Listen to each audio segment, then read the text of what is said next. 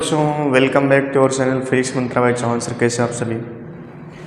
तो previous lecture आपने जो इलेक्ट्रोस्टैटिक का कवर किया था, जिसमें हमने बात किया था कंडक्शन, इंडक्शन और फ्रिक्शन की, तो वो आपने अच्छे से कवर कर लिया होगा। और उसमें जो कंडक्शन वाला जो फार्मूला था, है ना, फार्मूला भी आप अच्छे से कवर कर लीजिएगा। उसका यूज़ हमने बताया था कि जैसे मान लो आज हम लोग शुरू करेंगे कूलॉम्स लॉ, तो कूलॉम्स लॉ में उसका यूज़ होगा, ठीक है।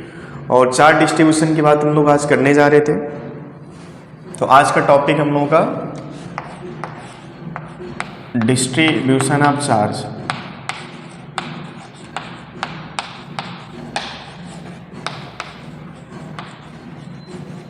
है ना, या इसको आप ऐसे लिख सकते हैं type of distribution of charge, कितने तरीके से चार्ज डिस्ट्रीब्यूट हो सकता है। तो सबसे पहले आता है इसमें one dimension distribution of charge, one dimension distribution of charge, ठीक है। तो one dimension distribution of charge में charge should be present in length, charge होगा वो एक लेंथ में फैला होगा। जैसे मान लीजिए कोई हमारे पास वायर है, इस पे चार्ज है, ऐसे हमने प्लस का मान लिया, ठीक है, ऐसे चार्ज हमने मान लिया। अब यहाँ पे जो चार्ज डेंसिटी निकल के आती है वो लिम्डा आती है। टोटल चार्ज हमने मान लिया वायर का क्यू है, टोटल चार्ज क्यू है, और लेंथ यहाँ पे वायर की एल है। तो लिम्डा को यहाँ पे लिखा जाता है, lambda is the charge per unit length, charge per unit length, या इसको क्यू बाई एल भी लिख सकते हैं हम लोग, ठीक है। अच्छा, यूनिट की बात करें,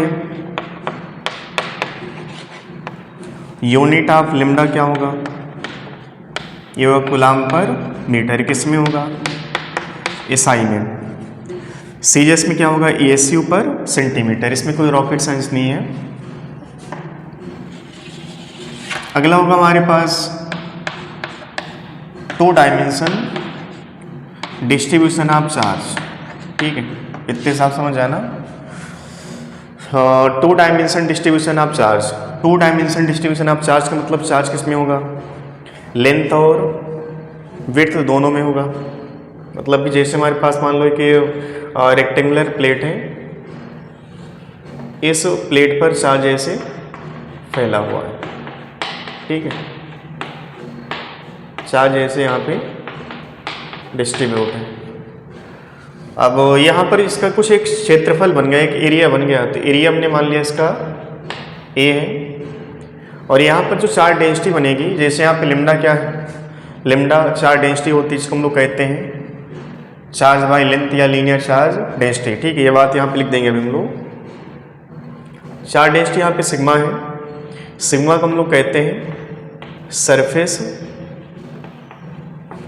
charge density, surface charge density. और इसका मतलब होता है it is the charge per unit area, it is the, sigma की अगर डिफिनेशन लिखी जाए, सिग्मा को डिफाइन किया जाए, it is the charge per unit area, it is the charge per unit area, ठीक है। फाइनली यहाँ पर आप फार्मूला इसका लिखना चाहोगे, तो फार्मूले के तौर पे आप इसको लिख, टोटल चार्ज हमने मान लिया क्यू है, तो सिग्मा बनेगा यहाँ पे चार्ज बाई में एरिया। चलिए इस लिम्डा को भी थोड़ा सा हम लोग डिफाइन कर लेते हैं। लिम्डा होता है linear charge density, linear charge density, और इसको हम लोग ऐसे लिखते हैं, it is the charge per unit area, पर unit length, charge per unit length, ठीक है। सिग्मा पर बात करें तो हम लोग सिग्मा का जो मात्रक होगा यूनिट होगा, यूनिट ऑफ सिग्मा क्या लिखा जाएगा बोलो, ये बनेगा कूलाम पर मीटर स्क्वायर। ठीक है, तो दो तरह का हमने चार्ज डिस्ट्रीब्यूशन अभी देखा, 1 डायमेंशन 2 डायमेंशन, एक तीसरा होगा आपके पास 3 डायमेंशन। ठीक है, तो 1 डायमेंशन को हम लोग लेमडा कहते हैं, 2 डायमेंशन को सिग्मा, 3 डायमेंशन को रो कहा जाएगा। ठीक है, चलिए इस चीज़ को आप नोट कर लो भी। और तीसरा टाइप चलो यहीं पे लिख दे रहे हैं हम लोग, या इसको हटा देते हैं अभी यहाँ से।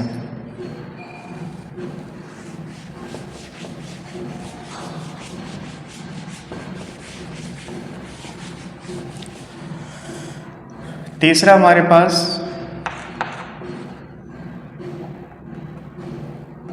Three dimension distribution of charge. ठीक है, इसमें जो चार्ज होगा वो किस तरीके से वितरित होगा, किस तरीके से डिस्ट्रीब्यूट होगा, तो उसका कई तरीके का शेप हो सकता है। एक मान लेते हैं हमारे पास एक स्फीयर है, ठीक है, एक क्यूब है,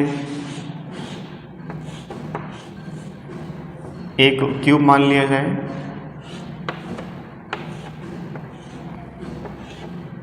ऐसे। ठीक है, और चार्ज यहाँ पर इस क्यूब के अंदर देखो, चार्ज यहाँ पर लंबाई में भी है, चौड़ाई में भी है और ये ऊंचाई में भी है ना। यहाँ पर स्फीयर में चार्ज ऐसे अंदर आपने स्फीयर है, और स्फीयर में जो चार्ज है ना वो सेंटर से लेकर सरफेस तक फैला हुआ है। ठीक है, अब चाहे यहाँ पर बात हो स्फीयर की, चाहे बात हो यहाँ पे क्यूब की, टोटल चार्ज हमने मान लिया फॉर एग्जांपल क्यू है, यहाँ पर भी चार्ज क्यू है। ठीक है, वॉल्यूम यहाँ का भी और यहाँ का वॉल्यूम भी मान लेते हैं, ऐसे हमने मान लिया। बाकी इस चीज़ को समझना, वॉल्यूम इक्वल, अभी हम ये मान के चल रहे हैं कि वॉल्यूम इन दोनों का v है। ठीक है, टोटल चार्ज क्यू है, और जो यहाँ पे चार्ज डेंसिटी निकल के आएगा वो आएगा रो। सिग्मा देखो क्या था, सरफेस चार्ज डेंसिटी। लेमडा क्या था, उसको क्या था, लीनियर चार्ज डेंसिटी। यहाँ पे जो रो आता है ना, इस रो को हम लोग लिखते हैं चार्ज बाई में वॉल्यूम। ठीक है, या सिंपल आप क्यू बाई वी भी आप इसको लिख सकते हो। ठीक है, क्यू बाई वी भी लिख सकते हो। तो यहाँ पे जो रो है, इस रो को हम लोग क्या कहते हैं, इसको आता है वॉल्यूम चार्ज डेंसिटी। ठीक है, वॉल्यूम चार्ज डेंसिटी। और इसको डिफाइन करना है तो आप इसको लिखो, it is the charge per unit volume.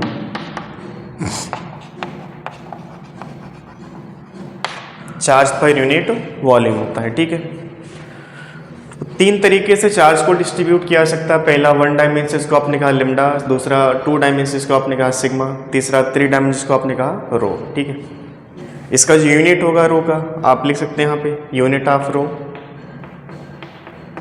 क्या लिखा जाएगा बोलो, कूलाम पर मीटर क्यूब। और आखिरी में एक बात आपको याद रखना है, अगर इन सभी केसेस में क्वेश्चन में ये लिखा जाए charge uniformly distributed, charge uniformly distributed, charge uniformly distributed का मतलब all type of charge density that is lambda, sigma and rho, these are constant. Charge density अगर यहाँ पर ये लिखा जाए कि चार्ज यूनिफॉर्मली डिस्ट्रीब्यूटेड है, तो लेमडा लिखा जाए, सिग्मा लिखा जाए, रो लिखा जाए, सब कैसे होंगे, कांस्टेंट होंगे। ठीक है, क्वेश्चन में साफ साफ लिखा होगा चार्ज यूनिफॉर्मली डिस्ट्रीब्यूटेड। ठीक है, तो जब ये वर्ड होगा तो इस वर्ड का मतलब होता है कि चाहे वो किसी भी टाइप का लेमडा हो, सिग्मा हो, रो हो, सभी कैसे होंगे, कांस्टेंट होंगे। ठीक है, तो पहले आप इतना बना लो, इसमें कोई रॉकेट साइंस नहीं, बट जब क्वेश्चन आएगा वहाँ पर हमें इनका यूज कैसे करना है। ठीक है, बहुत ऐसे केस आएंगे आईटी में जहाँ पर लेमडा, सिग्मा, रो वेरिएबल होगा, और ये वेरी किया तो फाइनली यहाँ पर आपको इंटीग्रेशन करना होगा। ठीक है, पहले आप इतना छाप लो अच्छे से।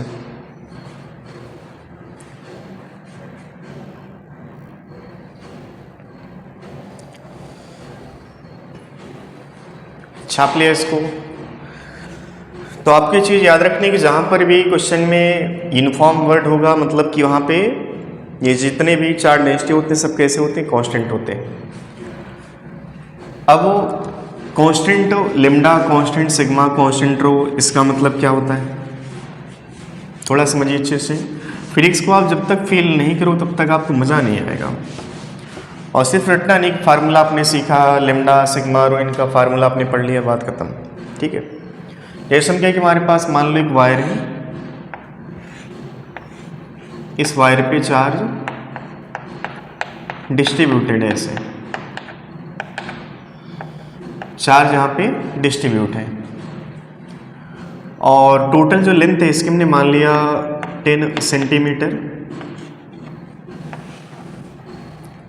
वायर की लंबाई क्या है 10 सेंटीमीटर। इस पे टोटल चार्ज हमको दे दिया है 10 माइक्रो कूलम। अभी जो क्यू है ना, क्यू दो तरीके से यहाँ पे डिस्ट्रीब्यूट हो सकता है, इनफॉर्मली या नॉन इनफॉर्मली। अगर ये वर्ड हमने ऐड कर दिया दिस चार्ज डिस्ट्रीब्यूटेड यूनिफॉर्मली। अब यूनिफॉर्म का मतलब समझो, यूनिफॉर्म का मतलब तुमने एक टॉपिक पढ़ा होगा काइनेमेटिक्स। काइनेमेटिक्स में तुमने ये पढ़ा होगा कि एक यूनिफॉर्म मोशन की बात आती है। यूनिफॉर्म मोशन का मतलब होता है if body travels equal distance in equal interval of time. अगर बॉडी इक्वल डिस्टेंस कवर करती इक्वल टाइम इंटरवल में तो बॉडी का जो मोशन है कैसा मोशन होता है, यूनिफॉर्म। तो ठीक वैसे यहाँ पर भी आप कहना कि जब यूनिफॉर्म चार्ज डिस्ट्रीब्यूशन की बात आएगी तो हर एक इक्वल लेंथ में जो चार्ज डिस्ट्रीब्यूट होगा वो इक्वल होगा। अगर 10 माइक्रोकूलम चार्ज यूनिफॉर्मली डिस्ट्रीब्यूट है तो फाइनली यहाँ पर हर एक सेंटीमीटर की बात की जाए, every centimetre contains equal charge. अगर ये वर्ड ऐड किया जाए यूनिफॉर्म तो फाइनली यहाँ पर आपको लिखना कि हर एक सेंटीमीटर का चार्ज आपस में इक्वल होगा और उन सभी इक्वल पार्ट का जो चार्ज इक्वल आ रहा उससे जो लिम्डा निकल के आएगा वो लिम्डा गारंटीड कांस्टेंट होगा। लिम्डा देखो कितना आएगा, अगर हम पूरे वायर की बात करें लिम्डा के तो लिम्डा बराबर क्या लिखेंगे, चार्ज बाई लेंथ। चार्ज कितना है 10 और लेंथ कितना है यहाँ पे 10, तो फाइनली क्या बन गया 1 माइक्रोकूलम पर सेंटीमीटर। 1 माइक्रोकूलम पर सेंटीमीटर, इसका मतलब है कि 1 सेंटीमीटर में चार्ज कितना बनेगा 1 माइक्रोकूलम। और हर एक सेंटीमीटर का चार्ज 1 माइक्रोकूलम तब तक मिलेगा तुमको जब तक कि ये वर्ड होगा। अगर ये वर्ड हमने हटा दिया यूनिफॉर्म की जगह पे, अगर हमने लिखा नॉन यूनिफॉर्म, तो इस चीज़ को समझना, जैसे वर्ड आएगा उस केस में हर एक पार्ट का जो चार्ज आएगा वो आपस में इक्वल नहीं आएगा। यहाँ पे जो लिम्डा आप देख रहे हैं कि 1 माइक्रोकूलम पर सेंटीमीटर निकल के आ रहा, ये पूरे वायर का हो गया, हर एक इक्वल पार्ट का जो चार्ज आएगा वो 1 माइक्रोकूलम आएगा। लेकिन अगर ये वर्ड है तो इस वर्ड का मतलब होता है कि जो चार्ज डेंसिटी होगी वो वेरी करेगी। चार्ज डेंसिटी वेरी करने का मतलब कि every centimetre of wire contains unequal charge. समझ में आ रही बात? अब आप इसको कितने भी पार्ट में तोड़ दो, अगर हमारे पास यूनिफॉर्म वर्ड है इसको कितने भी पार्ट में आप तोड़ो, अनंत पार्ट में आप तोड़िए, उन सभी अनंत पीसेस का अनंत पार्ट का जो लिम्डा होगा कांस्टेंट होगा। अगर ये वर्ड है तो ये बात आप कह सकते हैं सिग्मा के लिए, बात कह सकते हैं आप रो के लिए। समझ में आ रही बात?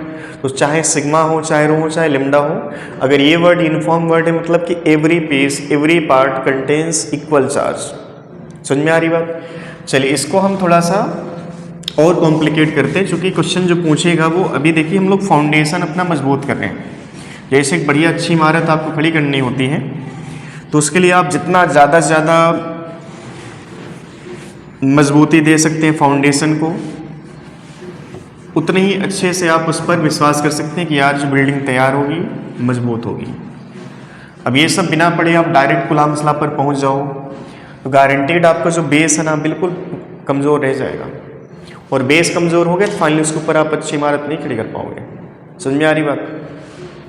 तो अगर आपका बेस मजबूत है, अभी आप देखना कि आपका लेवल कहाँ से कहाँ पहुँचने वाला, बस आपको बने रहना है। स्टार्टिंग बेसिक बातें आपको पता होनी चाहिए, और साथ में जब हम इन चीज़ों को कॉम्प्लिकेट न्यूमेरिकल में अप्लाई करेंगे, जहाँ पे 2-3 टॉपिक एक साथ आएंगे, उसमें ये भी आएगा तब आपको फील हो कि यार इस चीज़ को सीखे नहीं होते तो गारंटीड हमको पल्ले नहीं पड़ता। समझ में आ रही बात? चलिए हम जैसे क्वेश्चन आपसे पूछे कि मान लो हमारे पास एक वायर है, चलिए सिंगल लेयर बनाते हैं इसको हम लोग ऐसे। ये एक वायर है, इस पे चार्ज ऐसे डिस्ट्रीब्यूट है, ठीक है। लेंथ यहाँ पर इसकी एल मान ली जाए, ठीक है। और इसमें जो चार्ज डेंसिटी दी गई है वो lambda equal to lambda not into x. ये एक्स है क्या चीज़, चूँकि वायर जो हमने रखी है ना वो एक्स एक्सिस में ऐसे रख दिया, ठीक है। ये वाला पॉइंट जो हमारा वायर का है x बराबर 0 पर होगा, ये वाला पॉइंट कहाँ पर होगा, x इक्वल टू एल। यहाँ पर देखो लेमडा कांस्टेंट नहीं है, लेमडा यहाँ पर वेरी कर रहा है। लेमडा वेरी करने का मतलब कि चार्ज डेंसिटी यहाँ पर कैसी वेरिएबल, मतलब कि यहाँ पर चार्ज का डिस्ट्रीब्यूशन कैसे है, नॉन यूनिफॉर्म टाइप में, ठीक है। हमसे पूछा इस वायर में टोटल चार्ज कितना होगा, total charge on the wire, ये क्वेश्चन है हमारा।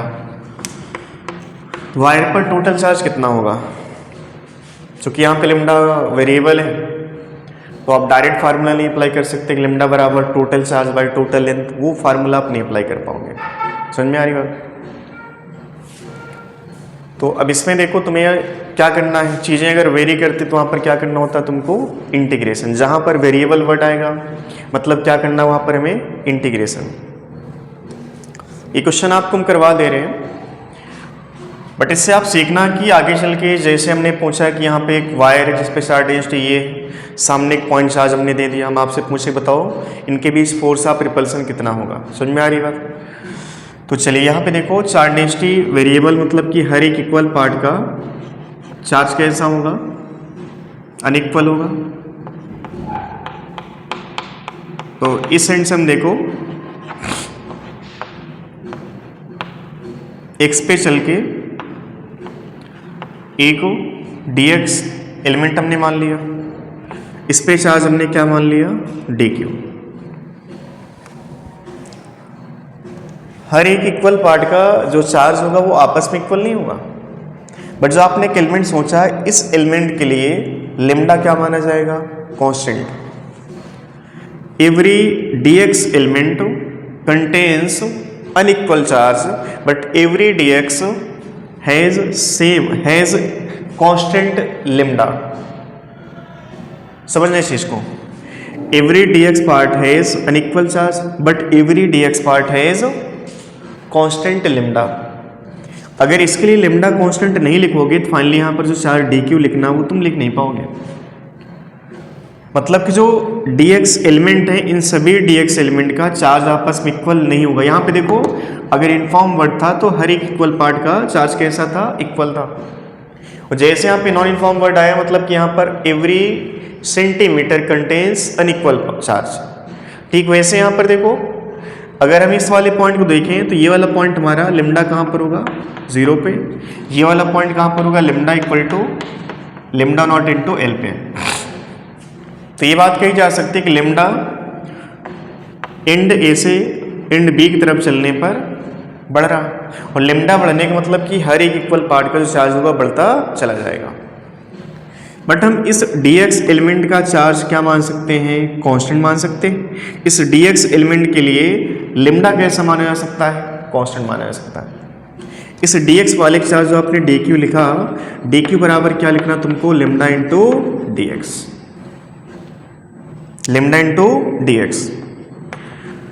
अब ऐसे कितने dq तुमको मिल रहे होंगे, इनफाइनाइट। बट लिमिट की बात करें तो कहाँ से कहाँ तक मिलने वाले, from this into this and, मतलब कि 0 से L तक। तो जो टोटल चार्ज निकल के आएगा दैट इज dq का इंटीग्रेशन फ्रॉम 0 टू L। अब देखो dq का फंक्शन क्या है, लेमडा इंटू dx, और इसका इंटीग्रेशन 0 टू L। चलो बताओ लेमडा का फंक्शन क्या दिया था यहाँ पे, lambda not into x into d x और इसका इंटीग्रेशन। बोलो बोलो क्या बनेगा ये, lambda not into x square by 2 limit 0 to L. Finally यहाँ पे टोटल चार्ज क्या मिला, lambda not into L square by 2। ये आंसर हो जाएगा हमारा। ये बेसिक सा चुटकुला था, अब इसको टफ नहीं कह सकते। ये आपको समझाने के लिए कि अगर लेमडा वेरिएबल है तो टोटल चार्ज कैसे कैलकुलेट किया जाएगा, तो उसके लिए क्या करना तुमको, इंटीग्रेशन। समझ में आ रही बात, चार्ज डेंसिटी अगर वेरिएबल है तो क्या करना पड़ेगा तुमको, इंटीग्रेशन। इसको आप अच्छे से देख लो।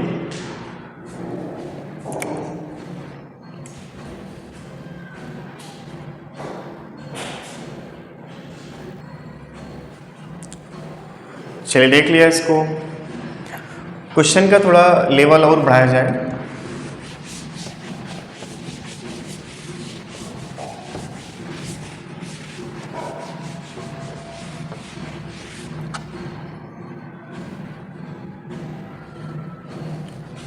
जैसे में कि हमारे पास फिर से एक वायर है, ये एंड ए है वायर का और ये एंड बी, ठीक है। चार्ज इस पे ऐसे डिस्ट्रीब्यूट है। इस बार लेमडा हमने मान लिया कि जो वेरी कर रहा है that is lambda naught by x, ऐसे वेरी कर रहा है, ठीक है। आपको ये बताना है कि इस वायर पे टोटल चार्ज कितना होगा, हमें ये बताना क्यू टोटल यहाँ पे कितना होगा, ठीक है। क्यू टोटल कितना होगा। लेंथ ऑफ वायर हमने मान लिया एल है। एक छोटा सा एग्जांपल ये भी है, ज़्यादा टफ नहीं कह सकते। स्क्रीन पॉज करो, आप इसका आंसर बताओ, ठीक है। लेमडा वेरी कर रहा from point A to point B, wire का एंड ए है, वायर का एंड बी है, ठीक है। लेमडा कैसे वेरी कर रहा, लेमडा नॉट बाई एक्स के हिसाब से। तो आपको देखो फिर से क्या करना होगा, इंटीग्रेशन। समय आपके पास 1 मिनट का स्क्रीन पॉज करके आप इसको पहले सॉल्व कर लेना, ठीक है, फिर आप आंसर मैच करवाना। चलो आंसर मैच करवाइएगा। देखो हम फिर से वही बात करेंगे, एक्स पे चल के डी एक्स एलिमेंट हम चूज करते हैं, ठीक है। इस dx के लिए चीज़ें कैसे होती हैं, कांस्टेंट, ठीक है। dx के लिए चीज़ें कैसे होती हैं, कांस्टेंट। चार्ज यहाँ पर क्या लिखा जाए, dq बराबर क्या लिखा जाए, लेमडा इंटू dx लिखा जाएगा। अब देखो q टोटल क्या लिखा जाए, ऐसे जो आपको dq मिलेंगे उन सभी का इंटीग्रेशन। ये वाला पॉइंट देखो x बराबर 0 पर फिर से मान लिया जाए, ये वाला point x equal to L पर, ठीक है। तो बोलो बोलो क्या बनेगा, लेमडा इंटू डी एक्स और इसका इंटीग्रेशन 0 टू एल। बोले समझ में आ रही बात। अब लेमडा यहाँ से देखो क्या मिल रहा हमको, लेमडा नॉट बाई एक्स और इंटू डी एक्स। चलिए बताइए यहाँ पे लेमडा नॉट कांस्टेंट, आप इसको बाहर ले लो और क्या लिखा जाए देखो 1 बाई एक्स डी एक्स और इसका इंटीग्रेशन। बोलो 1 बाई एक्स का इंटीग्रेशन क्या होता है, क्या होता है बोलो, ln x होगा, ln x limit 0 to L. क्या बना बोलो, lambda not into n into L बन जाएगा। समझ में आ रही बात। ये इस बार टोटल चार्ज निकल के आएगा। तो इसमें कोई रॉकेट साइंस नहीं है, बेसिक सा कैलकुलेशन है, आपको इंटीग्रेशन आता है तो आप कर ले जाओगे, ठीक है। क्वेश्चन का लेवल थोड़ा और बढ़ाया जाए, चुटकुलों पर ही मतलब बात हो रही है अभी। क्वेश्चन ऐसे माना जाए जैसे, पहले आप इसको एक बार देख लो अच्छे से, देख लिया, ठीक है। जैसे कि हमारे पास एक वायर है बट वो वायर सीधी ना होकर के थोड़ा सा टेढ़ी बना दी, मतलब सेमी सर्कुलर, ठीक है। ऐसे जो है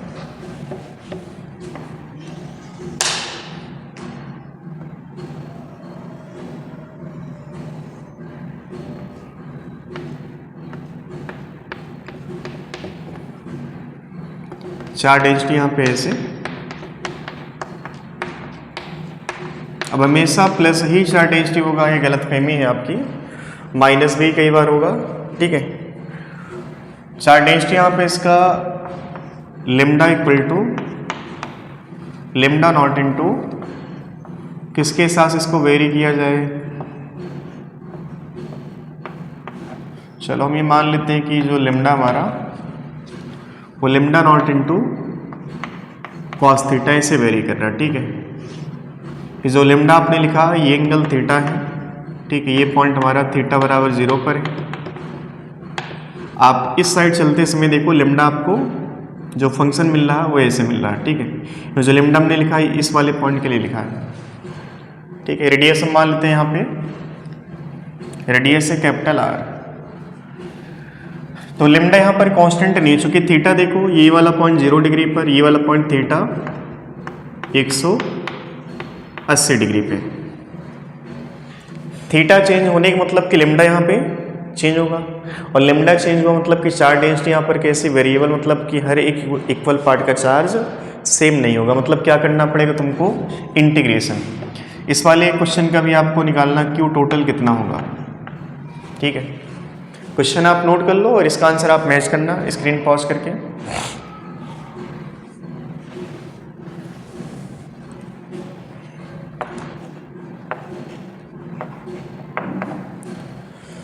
चलिए बोलिए इसका आंसर क्या होगा,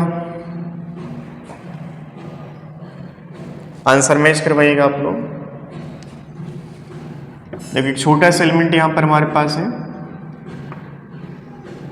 थीटा पे चल के डी थीटा। बिल्कुल कहानी एक जैसी होती है, जैसे एक्स पे चल के डी एक्स, वैसे थीटा पे चल के डी थीटा। और ये जो एलिमेंट है हमारा, इस एलिमेंट का जो लेंथ हमने मान लिया, देखो चार्ज डेंसिटी हम थोड़ा साइड में लिख ले रहे हैं, lambda equal to lambda not into cos theta ऐसे।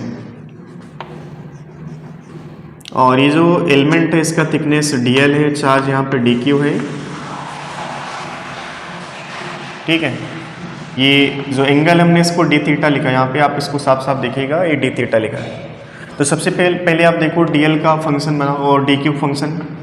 dq बराबर क्या लिखा जाए, लेमडा इंटू dl। और लेमडा कितना हमारे पास, lambda not into cos theta into dl। अब dl देखो आर्क हो गया, बाकी रेडियस ये, और एंगल डी थीटा। तो डी थीटा और dl का रिलेशन क्या होगा, dl equal to arc by radius, ठीक है। एंगल इक्वल टू क्या लिखा जाएगा, डी थीटा बराबर dl बाई आर लिखा जाएगा। अब dl देखो यहाँ से क्या मिल जाएगा, r इंटू डी थीटा मिलेगा। फाइनली यहाँ पर थीटा वेरी कर रहा है, ठीक है। आप इस चीज़ को देखो, थीटा यहाँ पे कंटिन्यू वेरी कर रहा है। कहाँ से कहाँ वेरी कर रहा है, 0 से 180। तो dq जो हमारे पास फंक्शन आया वो cos थीटा में थीटा वेरी कर रहा। तो q बराबर क्या लिखा जाए, dq का इंटीग्रेशन 0 से 180 डिग्री, ठीक है। अब बताओ dq बराबर क्या हमारे पास, lambda not into R into cos theta into D theta. इसमें एक वेरी क्या कर रहा है हमारा, थीटा। तो हमें थीटा को इंटीग्रेट करना 0 से 180। चलिए बताइए, lambda not into r cos theta का इंटीग्रेशन क्या बनता है बोलो, ये बनता है प्लस का साइन थीटा। लिमिट क्या रखी जाए, 0 से 180। Lambda not into r sine 180 कितना होता है, 0। साइन 0 भी कितना होगा, 0। तो फाइनली कितना हो गया ये पूरा 0। चार्ज कितना आएगा, 0। ये तो बड़ी अजीब सी बात हो गई कि चार्ज यहाँ पे हमने बना दिया, लेकिन टोटल चार्ज दिख कितना रहा हमको, 0। चार्ज आपने यहाँ पर बना के दिया, बट टोटल चार्ज दिख कितना रहा यहाँ पे, 0। 0 कैसे हो सकता है, शायद इसमें ऐसा हुआ होगा 0 से 90 तक थीटा 90 से कम रहेगा, ठीक है। हम जानते हैं कि जो लेमडा है यहाँ पर पॉजिटिव निगेटिव दोनों आएगा, क्योंकि थीटा जब भी 90 से कम होगा कॉस थीटा पॉजिटिव होगा, और थीटा जब भी 90 से बड़ा होगा कॉस थीटा निगेटिव आएगा। तो शायद इतना जो पार्ट है निगेटिव चार्ज होगा, इतना पार्ट कैसा होगा, पॉजिटिव चार्ज।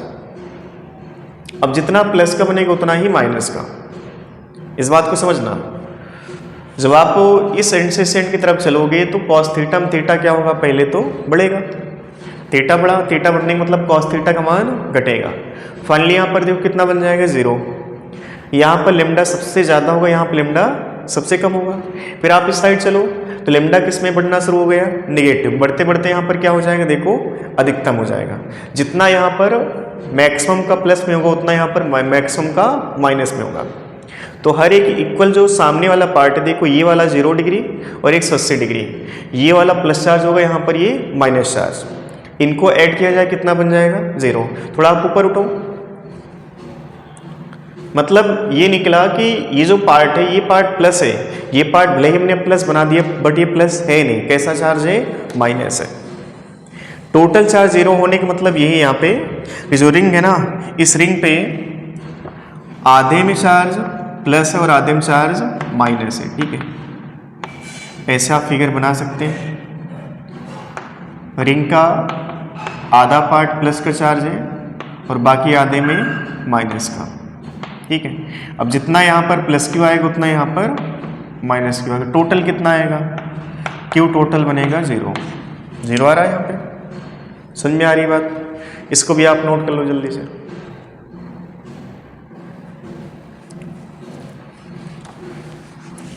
अब इसी में देखो क्वेश्चन और चेंज किया जाए।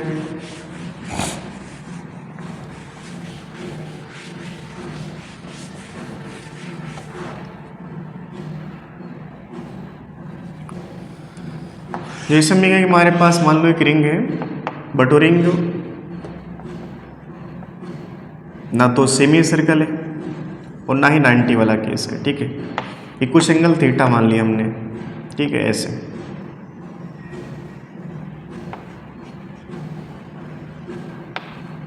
ठीक है, ये आर त्रिज्या है इसका और चार्ज डेंसिटी यहाँ पर हमने प्लस मान ली।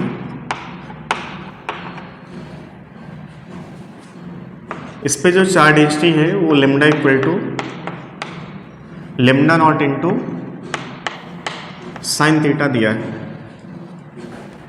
तुम्हें ये बताना कि इस रिंग पे टोटल चार्ज कितना होगा, क्यू टोटल कितना होगा।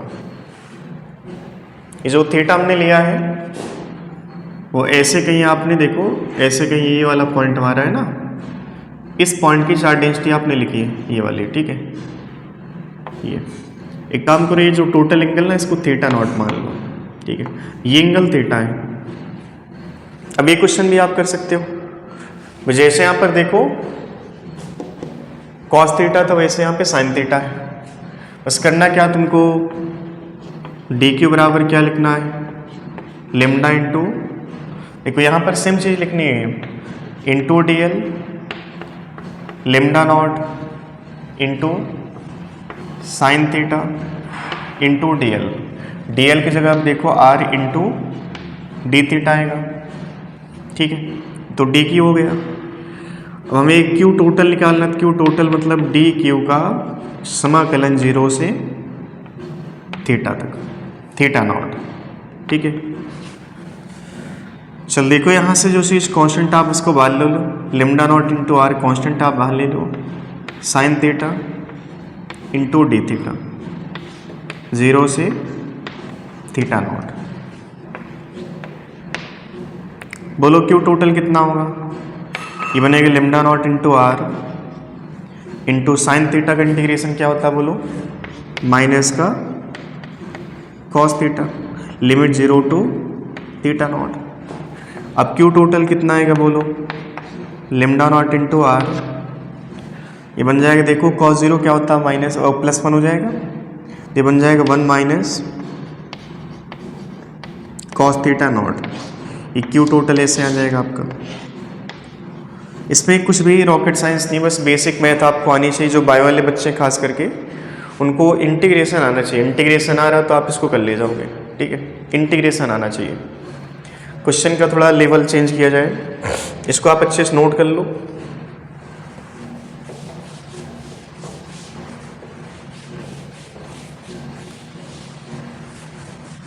देखिए जितना आप क्वेश्चन की प्रैक्टिस करोगे उतना ही आपका लेवल बढ़िया होगा। भाई हम पढ़ने के लिए तो ये चीज़ हमने पढ़ लिया, लेकिन हमें ये नहीं पता कि अब क्वेश्चन अगला कैसे बन सकता है। तो वैरायटी आप क्वेश्चन आप देख लो, एक बार आप जो चीज़ देखोगे उसका इमेज बन जाता है, वही पेपर में काम आता है। नई चीज़ तुम पहली बात तो समझ नहीं पाओगे, ठीक है। अब कोई प्राणी तुमको पहली बार दिखेगा उसके बारे में थोड़ी सोचोगे, अगर उसको आपने पहले कहीं देखा होगा तो आप सोचो कि यार इसको हमने कहीं देखा है। समझ में आ रही बात?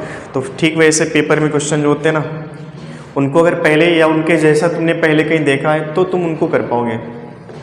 और बिल्कुल नया क्वेश्चन, बिल्कुल नया कॉन्सेप्ट हो, बिल्कुल नया क्वेश्चन है, उसको तुम नहीं कर पाओगे। जैसे मान लीजिए हमारे पास एक सेमी सर्कुलर डिस्क है,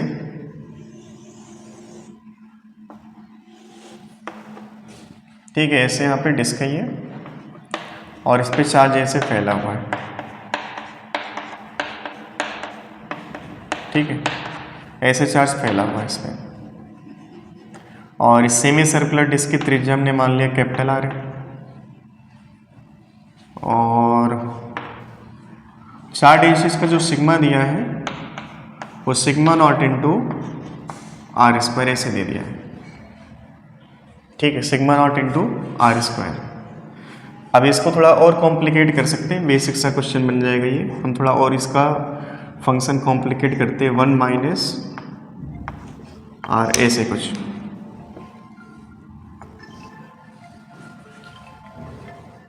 वन माइनस आर, ठीक है। आर है क्या चीज? रिंग के सेंटर से यहाँ पर कोई एक पॉइंट है आर दूरी पर, इस पॉइंट के लिए हमने चार्ज डेंसिटी लिखी है, ठीक है। तुमसे पूछा इसका टोटल चार्ज कितना होगा, क्यू टोटल कितना होगा। चलिए अगला क्वेश्चन है कि जैसे मान लो एक डिस्क है, अब इसको आप सेमी सर्कुलर डिस्क मानो चाहे कंप्लीट डिस्क मानो, ठीक है, ऐसे ही सेम कॉन्सेप्ट सेम होगा, चाहे सेमी सर्कुलर डिस्क मान के किया जाए इसको, चाहे कंप्लीट डिस्क, ठीक है। तो ऐसे यहाँ पर चार डिस्ट्रीब्यूट है इसमें, और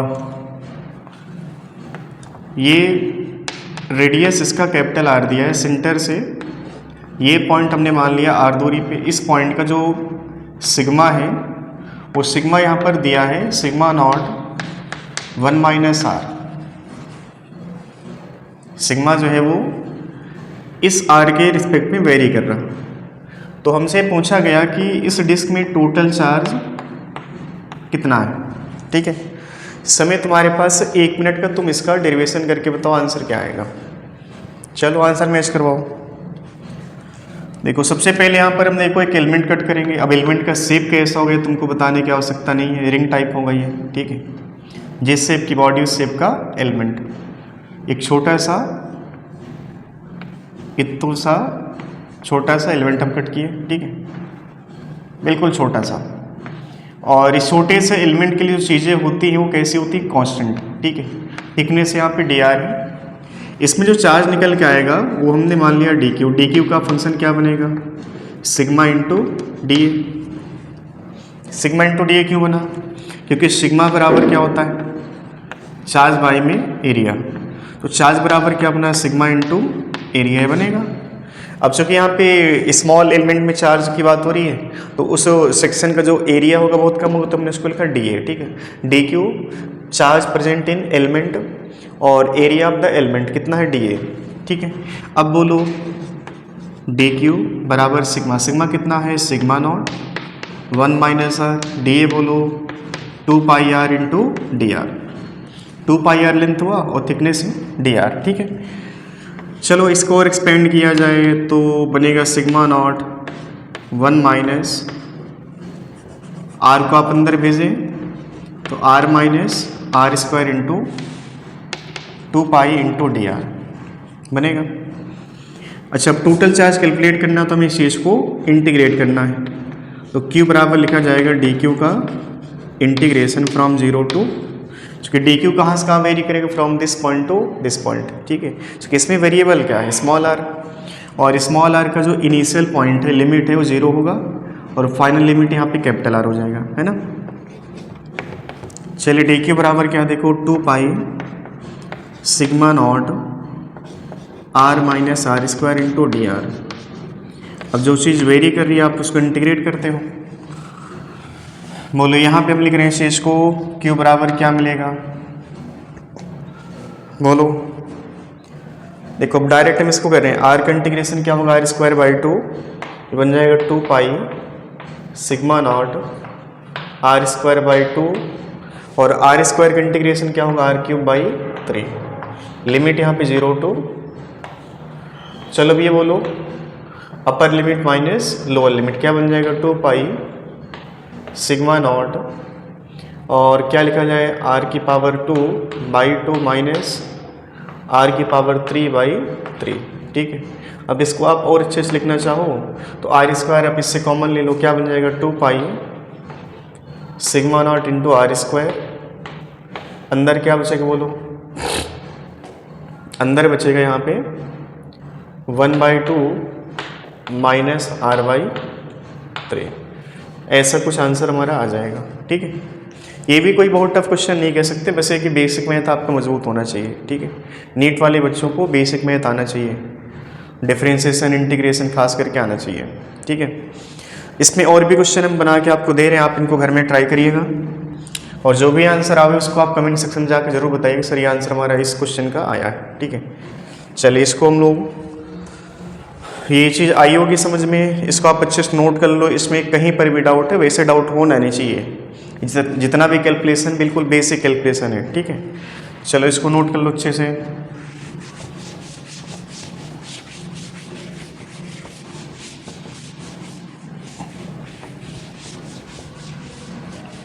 अब जैसे मान लो ऐसा क्वेश्चन आ गया कि हमारे पास एक स्फीयर है, सॉलिड स्फीयर है ऐसे, ठीक है, और इसके अंदर चार्ज ऐसे फैला हुआ है,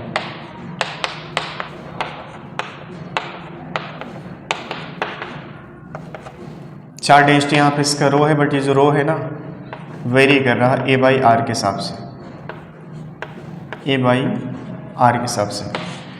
ए यहाँ पर एक पॉजिटिव कांस्टेंट है, ठीक है, ए एक पॉजिटिव कांस्टेंट है और आर जो है ना, ये जो स्फीयर है, आर का मतलब स्फीयर के सेंटर से, ठीक है, रेडियस कैपिटल आर है बट जो स्मॉल आर है वो सेंटर से आर दूरी पर जो पॉइंट है उस पॉइंट की वॉल्यूम चार्ज डेंसिटी है, ठीक है।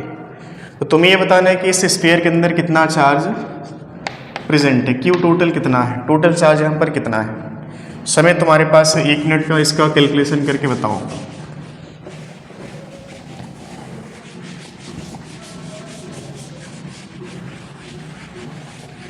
बहुत बेसिक सा क्वेश्चन है ये, बस आपको बेसिक मैथ आनी चाहिए, बेसिक मैथ आती है तो आप इसका कैलकुलेशन कर ले जाओगे। चलिए आंसर मैच करवाइएगा। आर पे चल के डी आर थिकनेस का एक एलिमेंट सोचा जाएगा और जो एलिमेंट होगा उस एलिमेंट का शेप कैसा बना होगा, ठीक है, ऐसा एक एलिमेंट बना होगा, ठीक है, आर दूरी पे चल के डी आर। अब इसमें जो चार्ज आया होगा वो डी क्यू चार्ज, उसको लिखा जाएगा रो इंटू डी वी। अब चार्ज चूँकि यहाँ पर वॉल्यूम में फैला है तो यहाँ पे रो इंटू डी वी हो जाएगा, ठीक है। चलो डी क्यू बराबर क्या लिखा जाए, रो की जगह पर क्या लिखें ए बाई आर और डी वी की जगह पर क्या लिखना, देखो वॉल्यूम कितना होगा, देखो एक सेल बनेगा, सेल की थिकनेस कितना डी आर, सेल का एरिया कितना होगा सरफेस का, बोलो 4 पाई आर स्क्वायर बनेगा, 4 पाई आर स्क्वायर। ये तो एरिया हो गया इंटू थिकनेस, वॉल्यूम हो गया, आर से आर देखो एक निपट गया होगा यहीं पे, तो डी क्यू का फंक्शन क्या मिलेगा 4 पाई ए, 4 पाई ए, ये जो ए है ना, ये ए हमारा एक कांस्टेंट नंबर है, कोई कांस्टेंट वैल्यू है, और यहाँ पे आर इंटू डी आर। बाकी गाना आप गा सकते हो कि यहाँ पर जो चार्ज होगा ना वो डी क्यू का समाकलन होगा 0 टू, ये आप कर लेना बाकी, ठीक है, बेसिक से कैलकुलेशन है। तो ऐसे कितने भी क्वेश्चन बनाए जा सकते हैं, ऐसा क्वेश्चन कोई लिमिटेशन नहीं, कोई बाउंडेशन नहीं, बस मैथमेटिक्स आती है, क्वेश्चन आप बनाते चले जाओ। समझ में आ रही बात, मैथमेटिक्स आपकी बढ़िया है तो क्वेश्चन आप ढेर सारे बना सकते हो।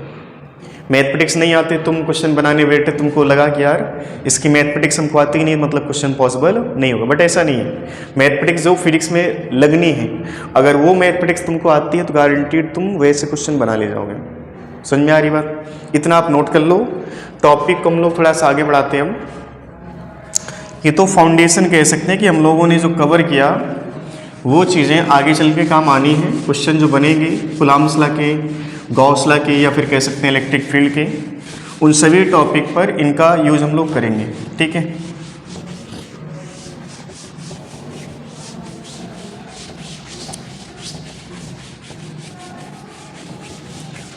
तो अगला जो टॉपिक है, सही मायने में इलेक्ट्रोस्टैटिक की शुरुआत यहीं से होती है, लेकिन कुछ लोग क्या करते हैं डायरेक्ट यहीं शुरू करते हैं जो हम लोग पढ़ने जा रहे हैं अभी। बट ऐसा बिल्कुल करना नहीं। आप किसी भी चीज़ की तैयारी करने बैठे हो, ये जो स्टार्टिंग में आपको पढ़ाया गया कहीं किताब में दिया नहीं होता है, बीच में कहीं ना कहीं रेंडमली दिया होता है, छोटा मोटा मतलब एक इंट्रोडक्शन टाइप में। लेकिन जब क्वेश्चन आता है तो वहाँ पर हम लोग निपट जाते हैं। वहाँ पर हम क्या करते हैं कि हमें ये नहीं पता कि वेरिएबल चार्ज डेंसिटी तो उसका कैलकुलेशन कैसे किया जाए। ठीक है, क्योंकि सारी बातें इस पूरे चैप्टर में चार्ज पर होनी है। अब चार्ज पॉइंट है, कंटिन्यूअस है, कंटिन्यूअस में भी यूनिफॉर्म है कि नॉन यूनिफॉर्म चार्ज डिस्ट्रीब्यूशन है। ठीक है, अगर यूनिफॉर्म चार्ज डिस्ट्रीब्यूशन है तो थोड़ा कैलकुलेशन होगा, हालांकि वहाँ पर भी इंटीग्रेशन तुमको करना पड़ेगा, क्योंकि ये सारे क्वेश्चन करेंगे अभी आज के। तो उन सभी टॉपिक में चार्ज का जो डिस्ट्रीब्यूशन होगा, यूनिफॉर्म है, नॉन यूनिफॉर्म है, उसके भी आप पे इंटीग्रेशन करना होगा। अब इंटीग्रेशन भी सिंपल है, कॉम्प्लिकेट है, डिपेंड करता है कि चार्ज का डिस्ट्रीब्यूशन कैसा है। ठीक है, और ये चीज़ आप अच्छे से नोट कर लेना कि जो हमने अभी पढ़ा है चार्ज डिस्ट्रीब्यूशन, कंडक्शन के थ्रू चार्ज कैसे करते हैं बॉडी को, ठीक है, इंडक्शन के थ्रू कैसे चार्ज किया जाता है बॉडी को, वो सारे टॉपिक पिछले क्लास के आप पहले कवर कर लेना, तभी आप इसमें जो है। और अगर आपके कवर है तो अच्छी बात है, नहीं कवर्ड है तो आप उनको सबसे पहले जा करके प्रीवियस लेक्चर में कवर करो। इस चैप्टर का जो धुरंधर टॉपिक है कुलाम्स लॉ। ठीक है,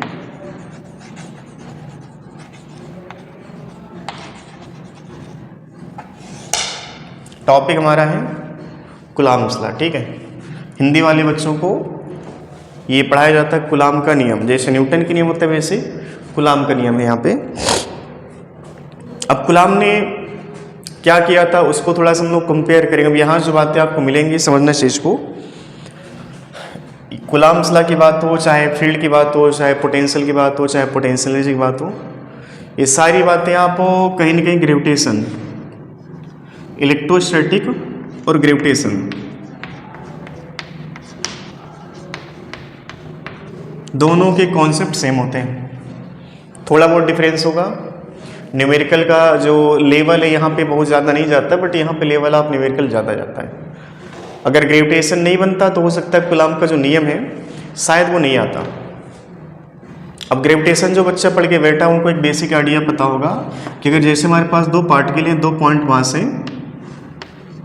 point mass separated by a separation r, force of attraction जो होगा इनके बीच का that is G(m1 m2) by में r², तुम पहले से जानते हो। ठीक वैसे यहाँ पर कुलाम का नियम ये था कि दो पॉइंट चार्ज के बीच लगने वाला फोर्स ऑफ अट्रैक्शन या फोर्स ऑफ रिपल्सन, ये देखना कि दो पॉइंट चार्ज हैं और इनके बीच की दूरी हमने मान लिया स्मॉल r। ठीक है, तो जो स्टेटमेंट था ग्रेविटेशन में कि force between two particle that will be proportional to multiplication of masses and inversely proportional to square of distance between them, उनके बीच की दूरी के वर्ग के व्युत्क्रमानुपाती होता है तथा उनका जो मास होता है उसके मल्टीप्लिकेशन के समानुपाती होता है। समझ में आ रही बात? यहाँ पर एक वर्ड ऐड किया जाता है हमेशा, दैट इज अट्रैक्टिव फोर्स। दो कण के बीच लगने वाला आकर्षण बल सदैव जो द्रव्यमान होते हैं उनके गुणनफल के समानुपाती होता है तथा उनके बीच की दूरी के वर्ग के व्युत्क्रमानुपाती होता है।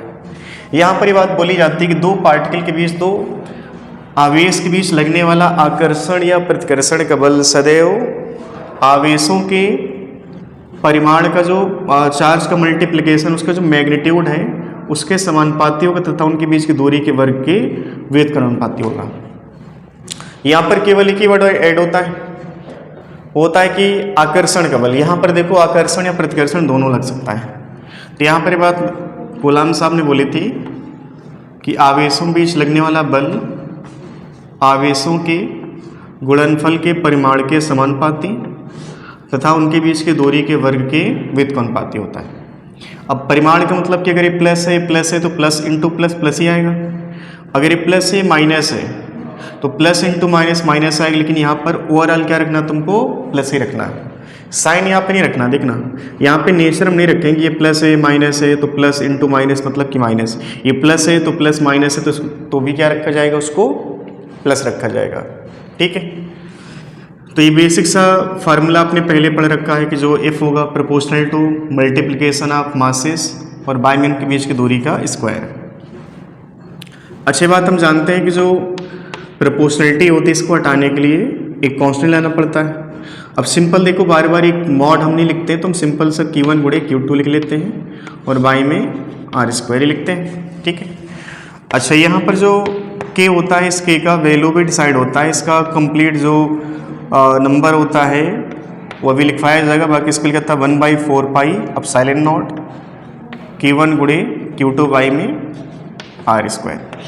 ये दो पार्टिकल के बीच, दो चार्ज पार्टिकल के बीच लगने वाला फोर्स ऑफ अट्रैक्शन है, फोर्स ऑफ रिपल्सन है। अब बात यहाँ पे ये आ रही है कि जो एप्सिलॉन नॉट है क्या चीज़, तो एप्सिलॉन नॉट को हम लोग कहते हैं परमिटिविटी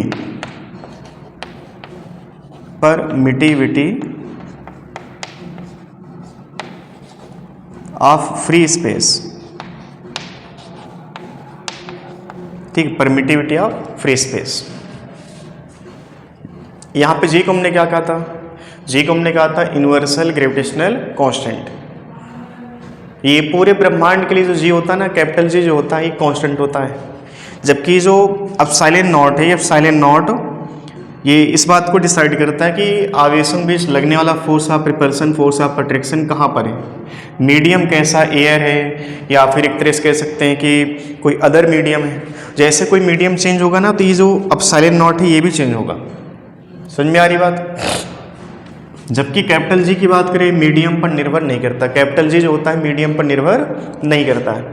इसलिए हम लोग कहते हैं कि जो न्यूटन्स आपका ग्रेविटेशन का जो नियम था, दो पार्टिकल के बीच लगने वाला फोर्स ऑफ अट्रैक्शन वो मीडियम पर निर्भर नहीं करता, because capital G does not depends on medium but this के डिपेंड्स ऑन मीडियम। अब साइलेंट नॉट इस बात को इंडिकेट ही कर रहा कि अगर आवेश स्पेस में है तो उनके बीच लगने वाला बल ये होगा, अगर इनके बीच कुछ मीडियम आ गया, जैसे यहाँ पर वैक्यूम है, एयर है, तो ये फार्मूला, अगर मान लो कोई मीडियम आ गया तो वहाँ पर ये फार्मूला नहीं लग पाएगा, वहाँ पर कुछ और फार्मूला आएगा। फार्मूला आने का मतलब कि उनके बीच लगने वाला जो बल होगा वो इससे थोड़ा हटके होगा।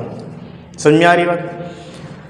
अच्छा, ये जो साइलेंट नॉट इसको हम लोग क्या कहते हैं, परमिटिविटी ऑफ फ्री स्पेस।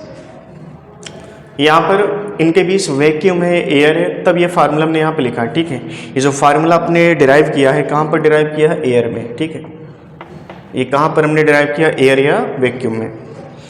दूसरी बात यहाँ पर आप समझना कि जो के का मान है, के का मान भी आपको याद रखना है।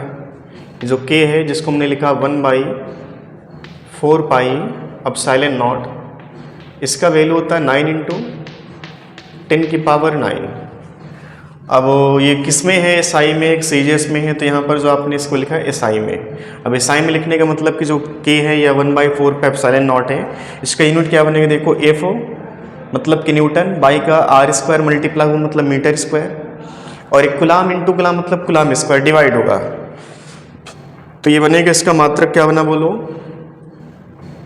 न्यूटन इंटू मीटर स्क्वायर और बाई में कुलाम स्क्वायर। ये किस में है, एसआई में। अब तुम्हें ये भी याद रखना कि जो के का मान है वो तुम्हें लिखना है सीजीएस में। सीजीएस में कितना होगा, के मतलब 1/4 पाई एप्सिलॉन नॉट, कितना है 9 × 10⁹। अब तुम्हें देखो ये जो यूनिट है सिस्टम का, इसको तुम्हें चेंज करना है, क्योंकि सीजीएस में लिखने का मतलब कि न्यूटन किस में कन्वर्ट होगा, डाइन में, मीटर किस में कन्वर्ट होगा, सेंटीमीटर, कुलाम किस में कन्वर्ट होगा, ESU। तुम जानते हैं कि 1 न्यूटन बराबर क्या होता है, 10⁵ डाइन होगा, और मीटर स्क्वायर मतलब 10⁴ सेंटीमीटर स्क्वायर, और बाई में देखो क्या लिखा जाएगा, गुलाम, एक गुलाम कितना होता है ESU, ये हम पहले जानते 3 × 10⁹ ESU और इस पूरे का होल स्क्वायर। फाइनली देखो यहाँ से क्या आएगा 9 10⁹, ये 10⁹ और आ जाएगा, ये बनेगा डाइन सेंटीमीटर स्क्वायर। बाई में देखो क्या बना, ये 3 × 10⁹ का स्क्वायर है, तो 3 का स्क्वायर फाइनली 9 बनेगा और 10⁹ का स्क्वायर 10⁻18 और बाई में बनेगा ESU का स्क्वायर। देखो कुछ यहाँ पे ख़त्म हो सकता है क्या, 9 से 9 खत्म हुआ, ठीक है। और देखो 10⁻18 नीचे 10⁻18 ऊपर, ये भी क्या हुआ आपस में निपट गए। तो फाइनली यहाँ पर क्या बचा बोलो, ये बचेगा 1 डाइन है ना, dine centimetre square by ESU square. तो ये भी तुमको याद रखना कि जो K का वैल्यू होता है, कई बार होता है कि बच्चा सिर्फ या इसको रट लेता है 9 × 10⁹, और कोई भी क्वेश्चन आता है, क्वेश्चन जैसे पूछा हमसे find out force between the charge particles in CGS। अब CGS में हम जानते हैं कि चार्ज किस में रखा जाएगा ESU, R किस में रखा जाएगा सेंटीमीटर, और ये डाटा किस में रखा जाएगा, ये तो newton metre square by coulomb square, इसको किस में रखना तुमको dyne centimetre square by ESU square में। समझ में आ रही बात। तो कई बार बच्चा यहाँ पर मिस्टेक करता है कि जो K का मान होता है रटता है, और रटने के बाद SI पूछा तो आंसर बिल्कुल सही आ जाएगा, लेकिन CGS पूछते समय ही आंसर उसका निपट जाएगा। समझ में आ रही बात। तो आप इसको अच्छे से नोट कर लो, इसमें कहीं डाउट है तो कमेंट करके बताओ। नोट कर लिया इसको। अच्छा, ये जो फोर्स ऑफ रिपल्सन है या फोर्स ऑफ अट्रैक्शन है, ये तब का फोर्स है जब यहाँ पर आवेश कैसे थे, चार्ज कैसे थे, रेस्ट पे, ठीक है। ऐसा नहीं कि चार्ज दौड़ रहे थे, ये दौड़ रहा ये भी दौड़ रहा, और दौड़ते समय बल लगा रहे, ऐसा नहीं है। दौड़ते समय बल नहीं लग रहा, ये जब दोनों स्थिर अवस्था में थे, स्टेशनरी थे, तब इनके बीच लगने वाला फोर्स ऑफ रिपल्सन है, फोर्स ऑफ अट्रैक्शन है। समझ में आ रही बात। इसको आप अच्छे से नोट करो।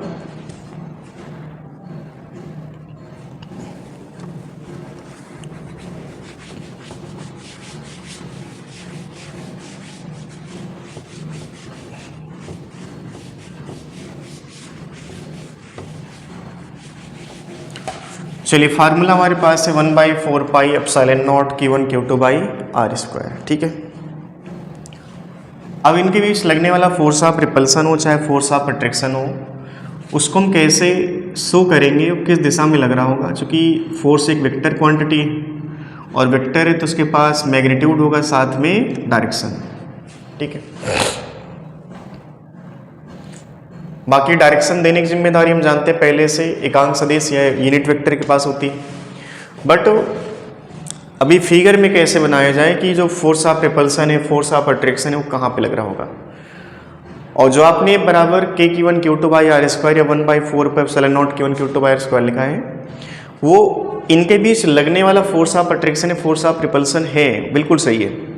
लेकिन बल एक का दूसरे पर, दूसरे का पहले पर होता है। जैसे इसको तुमने सीखा था M1 का M2 पर, M2 का M1 पर, बात अलग, दोनों का परिमाण आपस में इक्वल होता है, बस डायरेक्शन क्या होती है इन दोनों की अपोजिट होती है। तो यहाँ पर जो आपने Gm1 M2 by R square लिखा है, ये क्या है, एक तरह से magnitude of force, magnitude of force between M1 and M2। तो M1 जितना फोर्स लगाएगा M2 पर, M2 भी उतना लगाएगा M1 पर, बस क्या डिफरेंट होगा दोनों का डायरेक्शन। ये फोर्स हम दिखाएं कैसे। ये जो आपने बोला कि इनके बीच लगने वाला बल, वास्तविकता में इनके बीच लगने वाला बल नहीं होता, वो होता है कि M1 का M2 पर, M2 का M1 पर, या यहाँ पर देखा जाए तो Q1 का Q2 पर, Q2 का Q1 पर। क्योंकि न्यूटन साहब का जो नियम था तीसरा वाला, जिसको हमने कहा था हर एक्शन का रिएक्शन होता है। अगर एक बल है तो गारंटीड वहाँ पर उसका अपोजिट कोई दूसरा बल बैठा होगा, एक एक्शन होगा दूसरा रिएक्शन होगा। अगर Q1 Q2 पर फोर्स लगाया तो बदले में Q2 भी Q1 पर फोर्स लगाएगा। अब जो फोर्स लगाएंगे वो गारंटीड एक्शन रिएक्शन टाइप होंगे। अब एक्शन रिएक्शन टाइप का मतलब कि Q1 Q2 पर नीचे की तरफ लगाया तो Q2 Q1 पर ऊपर लगाएगा। ये भी देखो एक दूसरे पर लगने वाले बल हैं, इसको हम लिखेंगे फोर्स ऑन 2 बाई 1, इसको लिखा जाएगा फोर्स ऑन 1 बाई 2। ये भी हो सकता है, देखो अपोजिट है और बराबर भी होंगे, ठीक, इसको हम अभी प्रूव करेंगे बराबर क्यों है। बाकी ऐसा भी हो सकता है Q1 Q2 अगर प्लस प्लस है तो एक दूसरे को दूर भेजेंगे, और प्लस माइनस है तो पास बुलाएंगे, ठीक है। चूँकि अपोजिट नेचर है तो प्यार मोहब्बत, सेम नेचर है तो दुश्मनी। Q1 Q2 ये बन जाएगा F21। ये भी देखो क्या है, फोर्स दोनों एक दूसरे के अपोजिट है, यहाँ पर भी देखो क्या एक दूसरे के अपोजिट है। अब कौन सा जो फोर्स का एक तरह से कह सकते हैं कि डायरेक्शन है, जो हम डायरेक्शन डिसाइड करते हैं कि प्लस प्लस है तो रिपल्सन है, प्लस माइनस है तो अट्रैक्शन है, कौन सा फिगर सही है, तो ये वाला फिगर नहीं सही होता है, क्योंकि जो फोर्स ऑफ अट्रैक्शन होगा या फोर्स ऑफ रिपल्सन होगा हमेशा आवेशों को जोड़ने वाली रेखा के अलोंग होता है, चार्जेस को जोड़ने वाली रेखा के पैरेलल होता है, अलोंग होता है, या तो इनसाइड या तो आउटसाइड। इनसाइड का मतलब कि अट्रैक्शन, आउटसाइड का मतलब रिपल्सन, ठीक है। तो F12 आप देखो और F21 ये दोनों एक दूसरे के अपोजिट है। ये किसने बोला था, न्यूटन का तीसरा नियम कहा गया था इसको, न्यूटन्स थर्ड लॉ, ठीक है। तो कूलाम का जो नियम एक तरह से न्यूटन के नियम से बच नहीं पाया। न्यूटन का जो नियम था, कहीं पर भी कोई सा भी बल है वहाँ पे न्यूटन का नियम लगना ही लगना है। अगर एक बल है तो उस बल का दूसरा बल गारंटीड यहाँ पर बैठा होगा, एक एक्शन दूसरा रिएक्शन होगा। समझ में आ रही बात? चलो इतना आप नोट कर लो। हमें हमेशा देखो अगर ये प्लस प्लस है तो दुश्मनी होगी इनके बीच की, तो फाइनली एक दूसरे को दूर फेंकेंगे। अगर एक प्लस है दूसरा मान लेते माइनस है तो ये इनके बीच प्यार मोहब्बत होगी, एक दूसरे को पास बुलाएंगे, ठीक है। और जो force of repulsion, force of attraction है हमेशा चार्ज को जोड़ने वाली रेखा के अलोंग होता है, इनसाइड या आउटसाइड। अगर प्लस प्लस है तो आउटसाइड, प्लस माइनस है तो इनसाइड, ठीक है। इतना आप बना लो।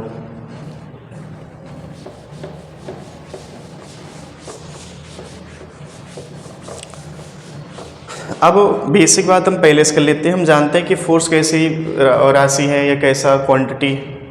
हिंदी वाले बच्चों के लिए कुछ टर्म्स यूज़ कर लेते हैं हम लोग हिंदी में भी, जैसे हम बोलते हैं ना क्वांटिटी, उसको हिंदी में कहा जाता है राशि।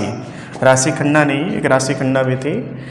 क्वांटिटी मतलब एक तरह से कैसी राशि है, भौतिक राशियाँ होती ना, भौतिक राशियों में आपने पढ़ा होगा यूनिट डायमेंशन में, तो उसमें से एक वेक्टर होता है, एक स्केलर होता है। चलो अब ये बताओ फोर्स कैसी क्वांटिटी है, वेक्टर है कि स्केलर है? बेसिक बात हम लोग पहले कवर कर लेते हैं।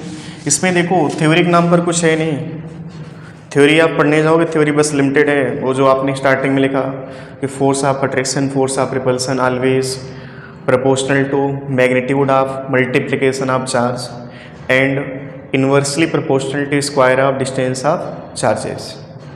समझ में आ रही बात? तो ये इतनी सी हिंदी में कह सकते हैं परिभाषा, डिफिनीशन है, थ्योरी है। बाकी आपको सीधा न्यूमेरिकल मिलने वाले हैं। अगर IIT आपका नीट है तो आप उम्मीद नहीं लगाना कि तुमसे पूछे what is the coulombs law statement, coulomb का जो नियम था उसका स्टेटमेंट क्या है, वो तुमसे नहीं पूछेगा। मैकेनिक्स मिलाकर क्वेश्चन बना देगा, ठीक है। ऐसे क्वेश्चन आने वाले भी आपके सामने। चलिए सबसे पहले हम बात कर लेते हैं कि फोर्स कैसी क्वांटिटी, वेक्टर एक स्केलर है। फोर्स वेक्टर है, और अगर ये वेक्टर है तो इस वेक्टर को वेक्टर कौन बनाएगा? अभी आपने जो फार्मूला लिखा था F बराबर 1/4πε0, ये जो फार्मूला हमारे पास है ये वाला, ये फार्मूला क्या बता रहा है? डायरेक्शन बता रहा है कि इसमें केवल मैग्नीट्यूड है। आप इसमें डाटा रख के देखो, जैसे कहें कि हमारे पास दो चार्ज है, एक कूलाम, दूरी 1 मीटर, ये इतना है, बताओ इनके बीच लगने वाला बल कितना, तुम निकाल लोगे।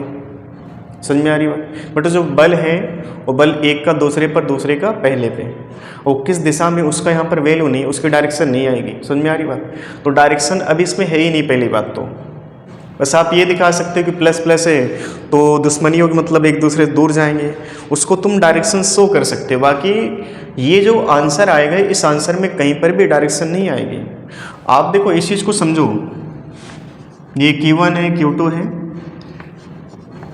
ऐसे फोर्स बाहर लग रहे होंगे इन पे, अगर प्लस प्लस है तो ये तुम दिखा सकते हो कि फोर्स एक दूसरे पर लग रहे हैं और ये फोर्स एक दूसरे के अपोजिट भी है, ये तुम दिखा सकते हो। लेकिन इसको डायरेक्शन कौन देगा? यहाँ पे डायरेक्शन, यहाँ पर केवल क्या मैग्नीट्यूड है। तो ये बात हम पहले जानते हैं कि अगर कोई सुनना कोई स्केलर जो वेक्टर में कन्वर्ट हो सकता है, जैसे हमने कहा कि बल एक सदिश राशि है। अब सदिश राशि, लेकिन यहाँ पर सदिश वाली बात हो नहीं रही, यहाँ पर केवल क्या है, इसके पास परिमाण है। अब इस परिमाण को डायरेक्शन मिल जाए तो ये गारंटीड क्या बन जाएगा, वेक्टर बन जाएगा। अभी क्या है, स्केलर फॉर्म का मतलब यहाँ पर केवल और केवल क्या दिख रहा तुमको, मैग्नीट्यूड दिख रहा। अगर इसे तुम्हें वेक्टर में कन्वर्ट करना है तो आपको इसके साथ क्या करना पड़े ताकि वेक्टर में कन्वर्ट हो जाए।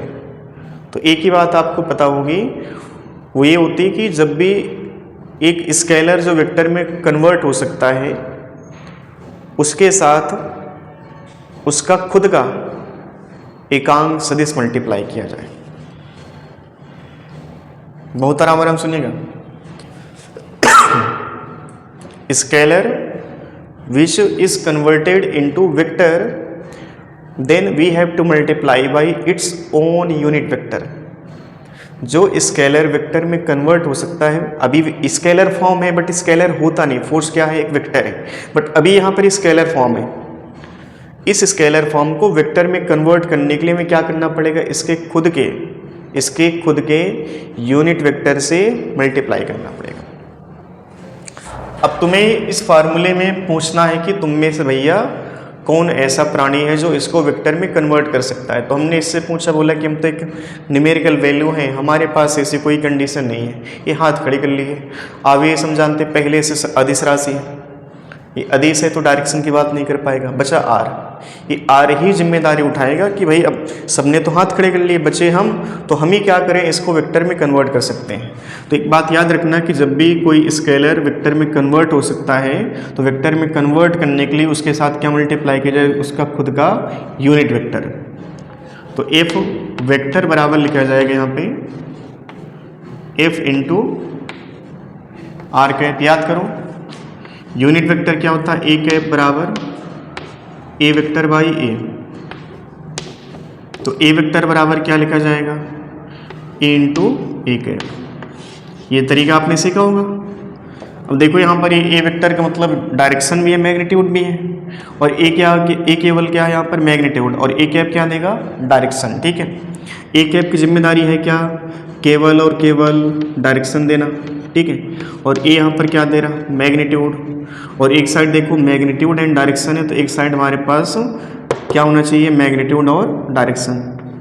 ठीक है, तो ये मैग्नीट्यूड एंड डायरेक्शन दोनों हो गए। ठीक है, अब देखो तुम यहाँ से एफ वेक्टर बराबर एफ का वैल्यू कितना है, 1/4 pi epsilon naught Q1 Q2 by R square into R cap. R cap बराबर क्या लिखा जाए, आर वेक्टर बाई आर लिखा जाएगा। अब इसमें देखो आर और ये आर स्क्वायर मल्टीप्लाई हुए तो आर क्यूब बन गया। तो फाइनली क्या बनेगा, 1/4 pi epsilon naught Q1 Q2 by R cube into R vector. ये वेक्टर फॉर्म हो गया। ठीक है, तो आप इसको नोट कर लो अच्छे से।